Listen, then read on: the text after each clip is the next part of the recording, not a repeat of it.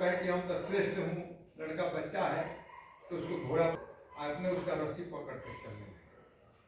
तब यहाँ से जब जाते हैं वो चौक में, जहाँ से आप लोग बस में चढ़े हैं, उस चौक में आता है, वहाँ के लोग देखता है तो कहता है क्या है देखो ये लड़का है तो घोड़ा पर चढ़ा हुआ है, आई बूढ़ आदमी नीचे नीचे चल रहा है। तो क्या किया कि लड़की को उतार दिया, बच्चा को उतार दिया, अपने चढ़ गया। जब उसके बाद में अगला चौक पर जब गया तो वहां पर लोग देखता है, अरे बूढ़ा आदमी को कैसा दनाई है, कैसा विचार है, लड़का है तो नीचे नीचे पैदल चल रहा है, अपने घोड़ा पर चढ़ के जा रहा है, बूढ़ा को कैसा विचार है। तो क्या किया कि अब लड़कियों को पकड़ करके घोड़ा पर बैठा दिया। अब घोड़ा पर कितना, दोनों जने हो। जब वो तीसरा चौक पर जाता है, नदी के पुल के पास है ना, तो वहां पर लोग देखता है तो कहता है आई भल लड़ाई है, देखता है एक जीव पर दो लड़ाई है, एक जीव पर ये दो चढ़ा हुआ है सर। अब क्या हो, अब दोनों उतर गए, अब उसका रस्सी पकड़ के चलेंगे। अब जब वहां से जो अगला चौक जहां से इसे गाड़ी मुड़ी है, टूड़ी खेल निकला है, वो चौक में जाते हैं तो वह कहता है कि हाय हाय हाय, अब भागा के देखो तो हाय हाय, अब भागा सर के देखो, ये घोड़ा तो आते हुए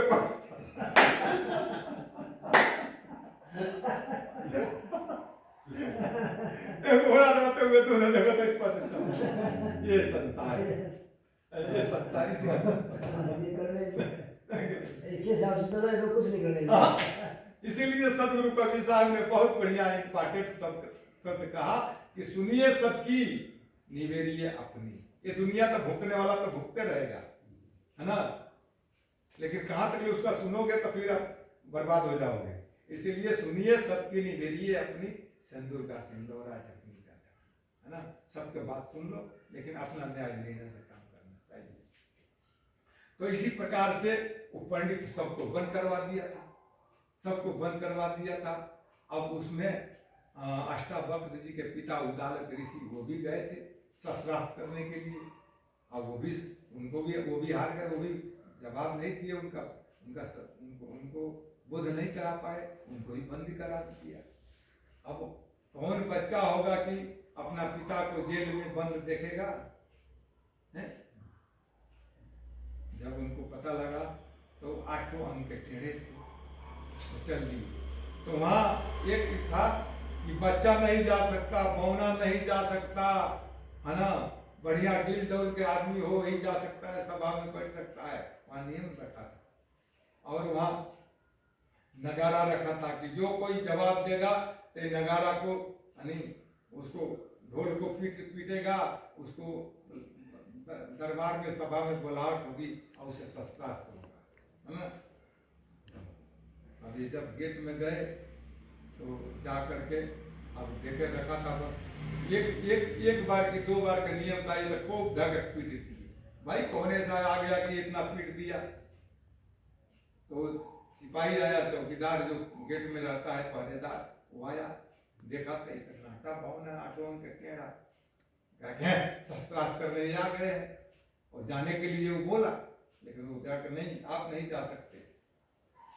तो कहता क्यों नहीं जा सकते, तो नहीं आपका अलाउ नहीं है।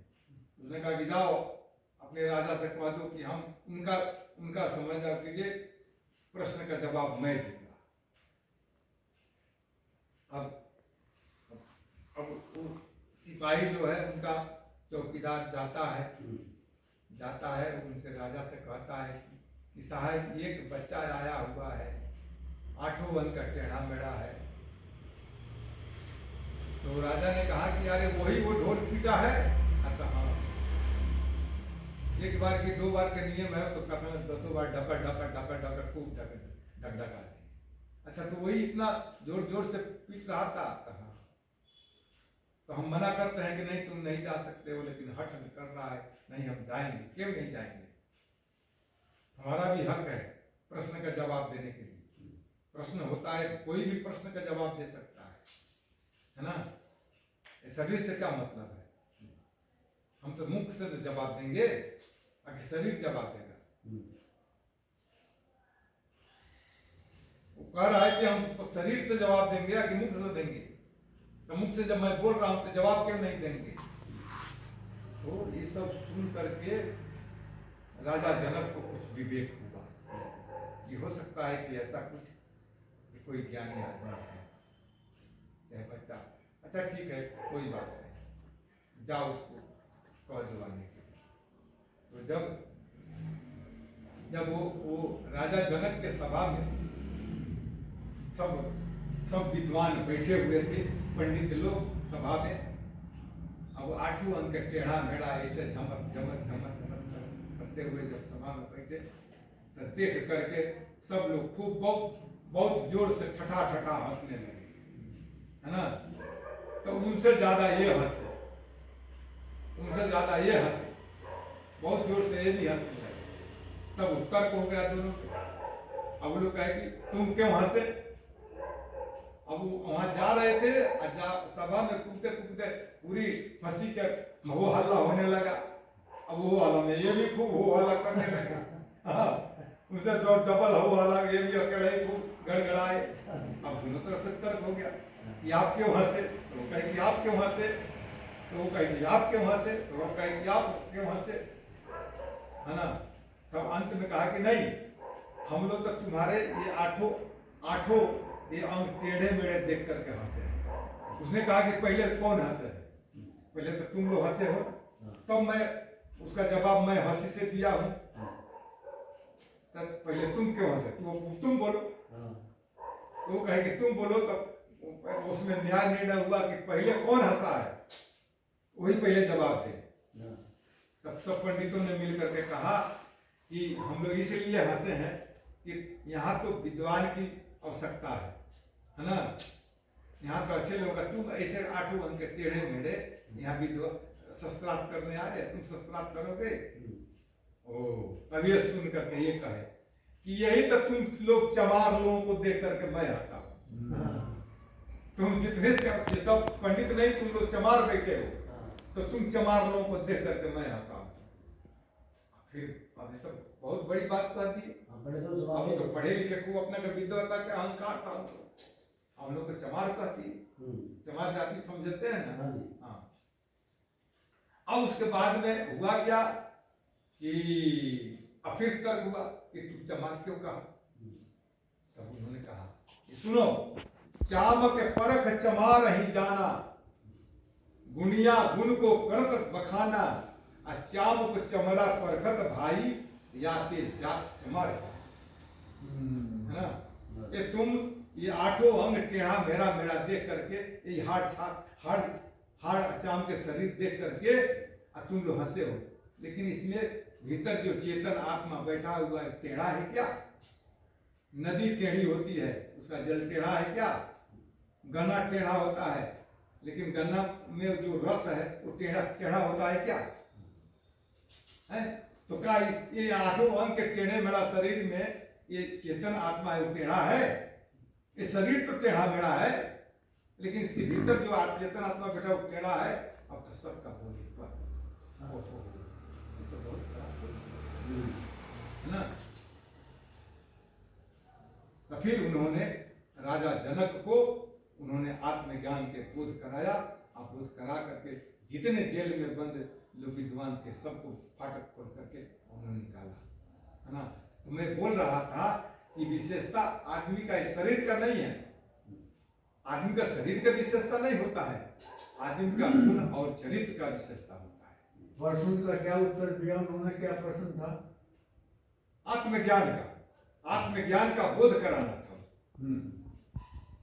हाँ, कि भीतर जब तक ले आदमी का आत्मज्ञान का बोध नहीं हुआ, है ना, तो वहां उनको ऐसा था कि वो घोड़ा के रिकाब पकड़ करके घोड़ा पर अब इतने कोई चढ़ सकता है उतने देर में उनको देना था। हाँ, तो उन्होंने बोला कि अहम परमात्मी जो है चेतन आत्मा, इसी के अंदर में रहने वाला यही विराजमान है। इसको हम चेतन कहे, भगवान कहे, ईश्वर कहे, पिता कहे, है ना। ये इसका बोध कराया उन्होंने, यही सर्वश्रेष्ठ है। हाँ, और वहां राजा जनक को बोध हुआ। बात ऐसा है कि बात को घुमाने के लिए लोग बहुत घुमा देते हैं ना। बात वही होता है, लेकिन घुमा करके जाल में फंसाने वाले बहुत लोग हैं इसमें, है ना। गुरुदेव प्रश्न क्लियर नहीं हुआ। हाँ?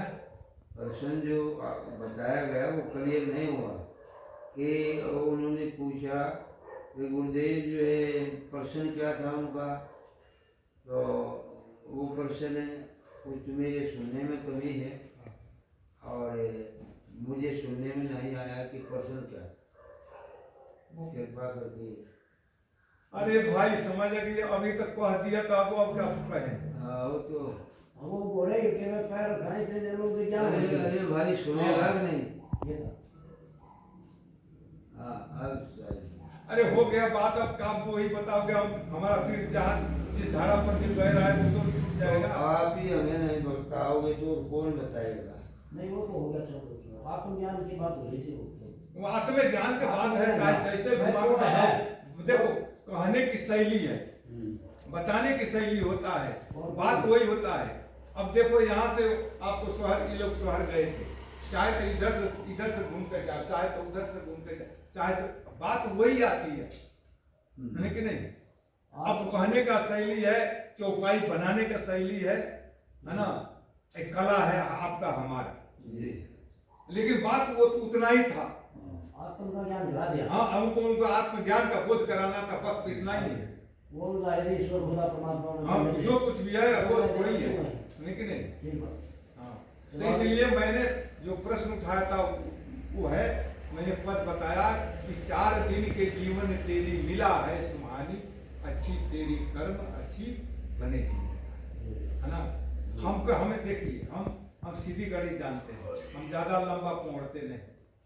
हमें अपने जीवन के लिए जरूरी क्या है वही तो हम जानेंगे जी।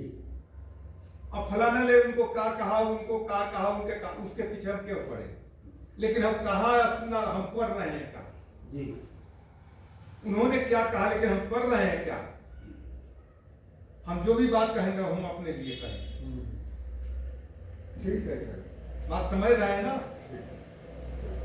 अब आपने क्या कहा, आपने क्या किया पूर्व में, वो करने वाला तो कर किया, कि चलने वाला चल गया। आज वर्तमान में तो समझ कि हम कर रहे हैं क्या। यहाँ साफ लिखा है कि भूत भविष्य को देव बहाव, वर्तमान में बरतो भाई, ठीक है ना। अब ये तो भूतकाल की कथा हम कह रहे हैं ना। एक प्रसंग को उपमा देने के लिए ये सब कहा जाता है ना। ये जो है सिद्धांत को समझाने के लिए दृष्टांत है ना। अब उसको इधर से बना के कहो चाहे उधर से बना के कहो, बात वही है, वही है। अब कहने का अपना अपना शैली है, जानने की शैली है ना। लेकिन जो हमने श्री अध्यापक साहब जी से मैंने सुना हूं, बहुत दिन हो गया, कम से कम 340 वर्ष हो गया, तो जो सुना वो मैं आपको बताता हूँ। ये गुण को गुनिया करते बखाना साहिब से मैं सीखा हूँ, सुना है। जो बुरहानपुर में पढ़ाने वाले अध्यापक साहिब जी रहे, गुरुशरण साहिब जी, उनसे सीखा। हाँ, उन्हीं से जाना, नहीं तो हमको जानकारी नहीं था। काहे कि वो बहुत बड़ा रामायण के ज्ञाता थे। पहले तो वैष्णव संप्रदाय में रहे, बाद में वो कबीर बने, है ना। कहने का मतलब यह है कि ये मानव प्राणी का जीवन बहुत सुंदर सुशोभित आज मिला हुआ है, तो ऐसा हमारा कर्म भी होना चाहिए, है ना। तो जैसा आदमी का यही कर्म और धर्म दो ही चीज मशहूर है ना। कहते हैं कि कर्म तुम्हारे अच्छे हैं तो किस्मत तुम्हारी। हाँ, किस्मत तुम्हारी राशि है। धर्म तुम्हारे अच्छे हैं तो लक्ष्मी तुम्हारी दासी है। धर्म से धन, धन से अधर्म। एक पद आया है कि धर्म से धन, धन से अधर्म, कुकुरम कर्म करी दया निधि तेरी गति लखी न पड़े। आदमी का पहले धर्म होता है। आपने पहले धर्म किया है, आपको तो धर्म का पुण्य लगा है कि अच्छे पोस्ट पर आप प्रतिष्ठित हुए हैं, अच्छे पैसा दान, जितना दान पुण्य किए हैं तो अच्छा पैसा ही मिला। वही तो पत्री जी महाराज नहीं कहेंगे, मिल रहा है वही जो कि तुम जो पहले से दिया है, और उसी का फल सामने है, शुभ अशुभ जैसा किया है। नहीं वही बोला। तो आज पूर्व में जैसा जो किया है आज वर्तमान में मिला हुआ है। जैसे खेती है आपके पास में, बारी है, बगीचा है, और उसमें जो पेड़ लगाएंगे वही तो फलेगा। आखिर नहीं। अच्छा जो जैसा अब लगा दिए बबूल है, उसमें आप कहिए खाने के लिए तो मिलेगा क्या? कदापि नहीं मिलेगा। अब जीवन भर दुराचार दुर्गुण किए, जीवन भर कंजूसी मकचूसी किए, न 5 पैसा दान पुण्य, न सेवा, न सहायता, कुछ नहीं। अब दोबारा चाहिए कि हमको मिल जाए, कहाँ से मिले? एक मैंने पहले फिल्म के गाना सुना था, कभी कभी मैं रखता हूँ अपने पास में कुछ उपमा देने के लिए। तो उसमें फिल्म का गाना था कि गरीबों की सुनो वो तुम्हारी सुनेगा, गरीबों की सुनो वो तुम्हारी सुनेगा, तुम 1 पैसा दोगे वो 10 लाख देगा, गरीबों की सुनो। देखो बहुत इंपॉर्टेंट शब्द है। आप धान बोते हैं खेत में, गेहूं बोते हैं, 1 दाना बोते हैं ना, और एक दाना तो 1 बीज उगता है ना, और 1 बीज जहां रोपते हैं और जब फलता है तो उसमें कई गो दाना होता है? कई गो दाना होता है? गेहूं का 1 दाना तो उगता है, 1 दाना से 1 पौधा बनता है ना, और 1 पौधा बनता है। उस गेहूं के बाल में देखिए तो कितना दाना रहता है, धान के बाल में कितना दाना रहता है। एक ठो बीज होता है पेड़ पौधा का, और 1 बीज से पेड़ बनता है। आम का 1 बीज तो होता है ना, और 1 बीज से तो पैदा होता है। और जब आम का पेड़ होता है तो कितना विशाल होकर के कितना आम उसमें, कम से कम अनगिनत 500 700 1000 आम उसमें लटका रहता है। वैसा हम धर्म करें चाहे अधर्म करें। इसलिए महाराज तुलसीदास जी कहे हैं कि तुलसी या तन खेत है, मन मच कर्म किसान, अब पाप पुण्य 2 बीज है जो बोले सो ले चल। तो हम पाप के बीज बो दें अथवा उनके बीज बो दें, ये आपका हमारा अधिकार का चीज है। इसलिए संतों ने कहा कि बने जो कुछ धर्म कर ले वही एक साथ जाएगा, गया अवसर न फिर तेरे ये हर की जान। ये समय निकल जाने के बाद में कभी आने वाला नहीं है। इसी भाव लेकर के मैंने कहा कि अच्छी तेरी कर्म अच्छी बने जिंदगानी, है ना। और वो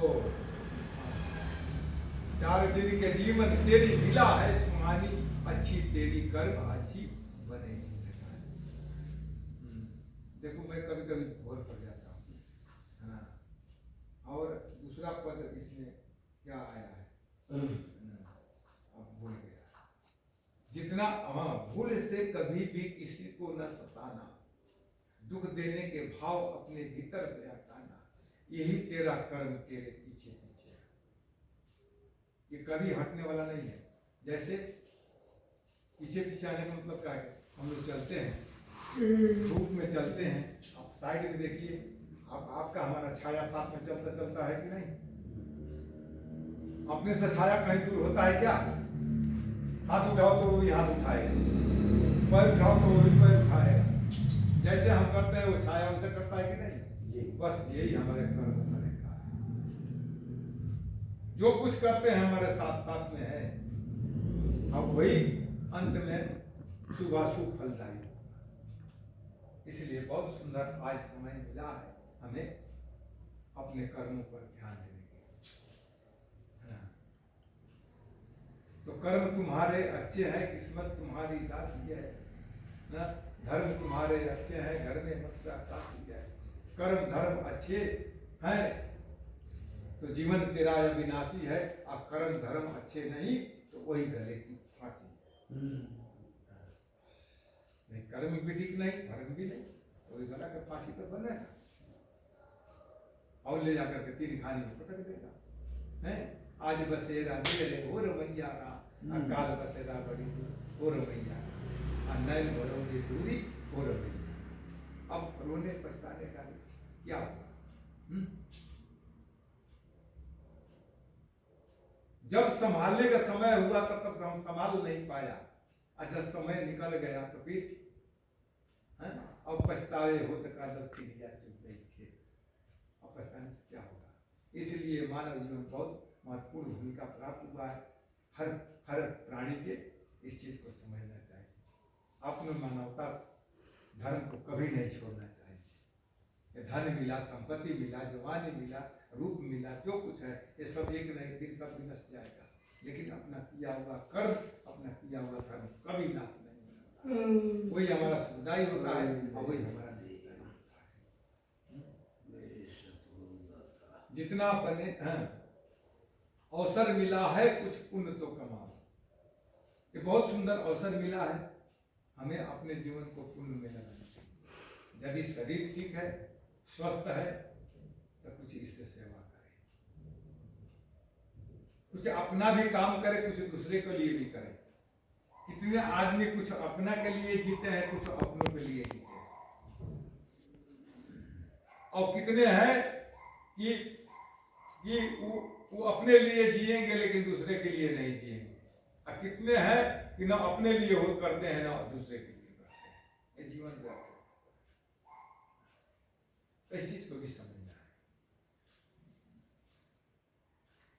तो जितना अवसर मिला है कुछ पुण्य तो कमाओ, अपने तन धन को कुछ सेवा में लगाओ। बहुत ही सुंदर बढ़िया आज समय है। एक बात यहाँ रखना चाहता हूँ। एक ठो राजा था, तो राजा के साथ में मंत्री होते हैं। तो जो मंत्री अच्छा काम करता है, कोई प्रकार के बढ़िया काम करता है, तो उसको राजा ने पुरस्कृत करते हैं, उसको इनाम बख्शीश और एक सम्मान उसको दिया जाता है, सम्मानित किया जाता है। आज भी है, हर समाज में भी है। जो अच्छा काम कभी किया करता है तो उसको जब कोई ऐसा फंक्शन होगा, कार्यक्रम होता है, तो उसको फूल माला से सुशोभित करके एक चादर उड़ा के उसको सम्मानित किया जाता है। आज भी होता है। बड़े बड़े राजनेता है, हम लोग के साथ समाज ऐसा कहीं से काम के काम होता है। तो ऐसे कोई राजा था, उनका मंत्री ने कोई ऐसा काम में बहुत बढ़िया उसने अपना भूमिका दिखाया। दिखाने के बाद में राजा खुश हुआ, और राजा खुश हुआ तो खुश होने के बाद में उसने क्या किया कि एक सभा का आयोजन किया, और सभा में वो मंत्री जो थे उनको राजशाही चादर से सम्मानित, राजशाही चादर से उनको उठाया गया। अब राजशाही चादर उनको मिला, परंतु देखिए ईर्षा जलन करने वाले व्यक्ति हर जगह, हर समाज में आपको कोई प्रकार के आगे में उन्नति प्रगति होगा। ये मानव प्राणी में ऐसा समझना, ऐसा ये माने एक कैंसर रोग है। वो शरीर में कैंसर लगता है तो एक बार वो करेगा तो ले जाएगा, लेकिन ये कैंसर ये बार बार जन्म लेना, बार बार मृत्यु में बार बार ये अदल बदल करना है और बदला चुकाना है। ये हर समाज में है, हर जगह है कि आप कोई उन्नति प्रगति में जाइए, देखिए तो हम देख करके हमारे अंदर में बहुत ईर्ष्या जलन होता। अरे मैं साधुओं में भी देखा हूं कि किसी का चेला आशीष अच्छे प्रवक्ता अच्छे धर्म धुरंधर निकले, दूसरे को देख करके भीतरे पर चले, अरे हमसे तो ये आगे बढ़ गया, अब हमारा इसलिए नाम चलेगा, हमारा नाम। ये बहुत व्यर्थ की बात है, लेकिन ऐसा भी हम कई जगह देखा हूं, अब भीतर बैठा हूं। तो अब उसमें अब ऐसा है कि एक उससे जलन करने वाला एक दूसरा मंत्री भी था। अब उसके सामने उसका राजा सम्मान किया तो उसको भीतर जलन होगा। लेकिन जो जिसको सम्मान किया वो मंत्री को यानी सर्दी लगा था, सर्दी लगा था, सर्दी खोखी के उसको बीमारी हो गया था।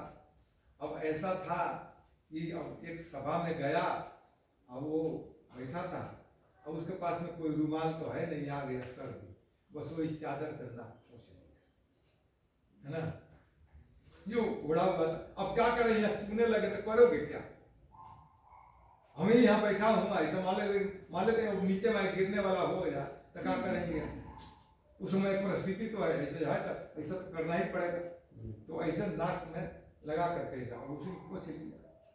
अब पोंछ लेने के बाद में अब हुआ क्या कि वो देख लिया, अब देख लिया तो उसका दाग लग गया। अब राजा से कहा कि महाराज, अरे आप ऐसा मंत्री को आपने सम्मान किया, इतना बढ़िया सुंदर राजशाही चादर दे करके, इसने क्या किया? उसका इज्जत किया, उसी में नाक सर्दी हुआ है, उसी में नाक पोंछ दिया। अब आदमी विवेक नहीं करता है ना, विवेक नहीं करता है, गलत काम करता है। सुनी सुनाई बात में पढ़ करके आदमी बहुत नष्ट काम कर देता है। मैं भी प्रश्न किया था राजा अपने बीरबल से, बादशाह, कि कान का सुना हुआ सही होता है कि आंख का देखा हुआ सही होता है? तो बीरबल ने कहा कि आंख का देखा हुआ भी झूठ होता है, कान का सुना हुआ भी झूठ होता है। राजा वो बादशाह सुन करके बहुत थोड़ा गुस्सा हुआ बीरबल के ऊपर और कहा कि अच्छा, समय आने पर मैं इसका फिर समाधान मैं करूँगा। तो हुआ था कि बादशाह जो है रोज चला जाता था अपना कचहरी में, और बादशाह के जो रानी जो थी तो राज दरबार के काम काज में लग जाती थी। एक उसका नौकर था, तो नौकर था ऐसा नौजवान था, लेकिन उसका काम था रोज बगीचा से जाकर फूल माला ले आना, और राजा और रानी का कमरा को साफ सफाई करके और उन लोगों का सुतने वाला जो बेड था उसको फूल माला से खूब सुशोभित कर देना, इसके ही काम था। अब एक दिन ऐसा हुआ कि कुछ छुट्टी में उसको घर जाना था, जैसे दशहरा आता है, दीपावली आता है, होली आता है, त्योहार में छुट्टी होता है, तो अपने घर जाते हैं खुशी मनाने के लिए, ऐसे छुट्टी में जाना था। तो हुआ क्या कि अब सोचा कि हम जाएंगे घर, तो पूछेगा साथी, ये तुम क्या काम करते हो? तो सबको मालूम है कि राजा रानी के सेवा करते हैं, उनके कमरा साफ करते हैं, उनको बेड सजाते हैं। तो भाई उसका सुख कैसा है तो क्या बताऊंगा। बस वो समझा कि रानी साहब तो अपना गई है उधर दरबार में, अपना काम धंधा में, राजा गए हैं अपना कचहरी में, तो कहा किया खूब बढ़िया साफ सफाई किया, और खूब बढ़िया रोज के दिन जैसे सजाया, और राजा की चादर था और उड़ करके उसी पर तान करके सो गए। अब सो गया तो उसको लग गया नींद, अब मुंह वो सब ढका हुआ है। अब थोड़ा देर के बाद में रानी आई, तो रानी देखती है, सोचती है कि यह ना बेला ना कुबार आया कर सो गए, बस वो भी आकर के किनारे सो गई। अब उसी समय में थोड़ा देर के पश्चात अब उसको भी नींद लग गया, उसको भी।